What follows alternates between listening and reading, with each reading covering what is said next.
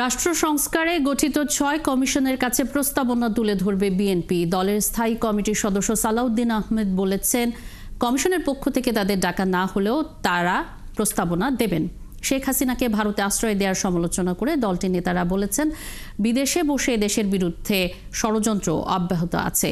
বলেন, বাংলাদেশের গণতন্ত্রের পক্ষে নাকি বিপক্ষে ভারত সেটিও পরিষ্কার করার দাবি জানিয়েছেন। মনির মিল্লাতের প্রতিবেদন।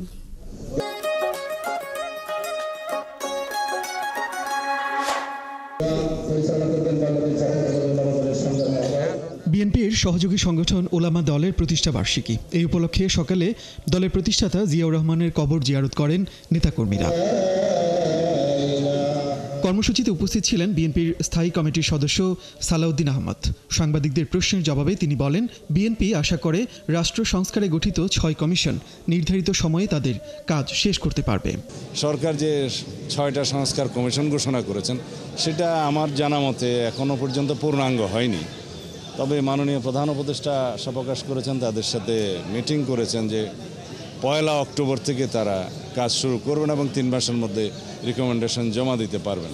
তা আমরাও আশা করি তারা তাদের কাজগুলো সফলজনকভাবে সমাপ্ত করতে পারবেন।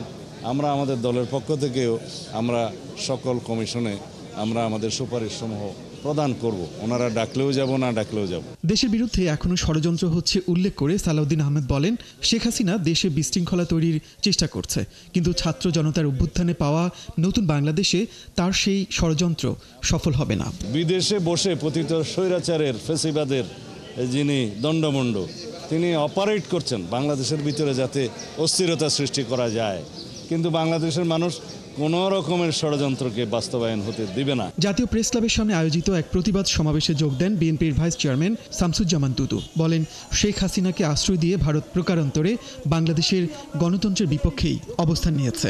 শেখ হাসিনা পালিয়ে ভারতে গেছে। ভারত তাদের সিদ্ধান্ত নিতে হবে, তারা গণতন্ত্রের সপক্ষে ভূমিকা রাখবে নাকি ফ্যাসিবাদের প্রতিভূতিনি, যিনি হত্যাকারী, যিনি গণতন্ত্র একেবারে ধ্বংস করেছে, স্বাধীনতা বিপন্ন করেছে, তার পক্ষ নেবে।